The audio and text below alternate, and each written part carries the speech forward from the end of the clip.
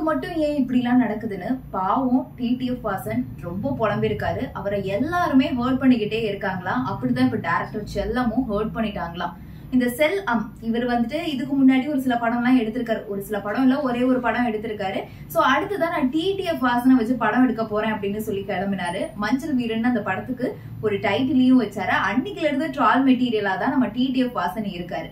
இப்படிப்பட்ட சூழ்நிலையில மஞ்சள் வீரன் படத்துக்கு ஒழுங்கா ஷூட்டிங்க்கு வர மாட்டேங்கிறேன், நான் ஒழுங்கா எதுவுமே பண்ண மாட்டேங்கிறேன், பெர்ஃபார்ம் பண்ண மாட்டேங்கிறேன் அப்படிலாம் சொல்லி அவருதான் சூப்பர் ஹீரோ, ஆனா அவரையே படத்துல இருந்து தூக்குறோம்னு செல்லம் அறிவிச்சிட்டாரு. ஆனா அவர் சொன்னதுல கொஞ்சம் கூட உண்மை தன்மையே இல்ல அப்படின்னு இப்ப டிடிஎஃப் வாசன் சொல்லியிருக்காரு. அப்ப எதுதான் உண்மை?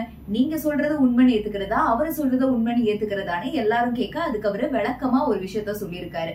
நான் ஆரம்பத்துல இருந்தே ஏன் கை காசை போட்டுதான் எல்லாத்துக்கும் செலவு பண்ணிட்டு இருக்கேன். அப்படிதான் இந்த மஞ்சள் வீரன் படத்தோட போட்டோ ஷூட்க்கு கூட நான் தான் செலவு பண்ணேன். அந்த ரூபா கூட எனக்கு வேணாம். ஆனா எனக்கு தேவையெல்லாம் ஒரு மரியாதை தான். நான் தானே இத்தனை நாள் நடிக்கிறதா இருந்துச்சு, நான் தானே பணம் எல்லாம் செலவு பண்ணேன். அந்த ஒரு சின்ன கர்டசிக்காவது எதனால படத்தை விட்டு என்ன தூக்குனேன் அப்படிங்கறத அவங்க சொல்லியிருக்கலாம். என்ன படத்தை விட்டு தூக்குனதுக்கு அவங்க சொன்னது எதுவும் ரீசன் கிடையாது. அவருக்கு வேற தயாரிப்பாளர் கிடைச்சிட்டாங்க. அந்த தயாரிப்பாளர் நான் தான் ஹீரோவா பண்ணணும் அப்படின்னு அவங்க சொன்னதுனால என்னைய படத்தை விட்டு தூக்கிட்டாரு. இவ்வளவுதாங்க விஷயம், மிச்சப்படி எல்லாம் வேற ஒண்ணும் இல்ல. இதை என்கிட்ட சொல்லியிருந்தா அண்ணா நீங்க பண்ணுங்கன்னு நானே வந்துட்டு விட்டுருப்பேனே, இதுக்கு எதுக்கு இவ்வளவு பெரிய டிராமா அப்படின்னு டிடிஎஃப் வாசன் பேசிருக்காங்க. இதை பார்த்து டிடிஎஃப் விழுதுகள் எல்லாம் பாவம் எங்க அண்ணனை மட்டும் ஏன்டா எல்லாரும் இப்படி டார்ச்சர் பண்றீங்க அப்படின்னு கேக்குறாங்க. ஆனா இவருக்கு ஆரம்பத்துல இருந்தே என்னைக்கு இவர் அந்த பைக்கை தொட்டாரோ அன்னைக்குல இருந்தே தொடர்ந்து 7:30 தான் இருக்கு. அன்னைக்குல இருந்து ஏதாவது பிரச்சனை வந்துகிட்டு தான் இருக்கு. இவர் 7 போனாலும் பாலிமர் நியூஸ் சும்மா விடாது.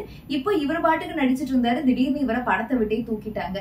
இவரை பார்த்தா ஒரு பக்கம் பாவமா தான் இருக்கு, இன்னொரு பக்கம் எப்படி ரியாக்ட் பண்றதுன்னே தெரியல.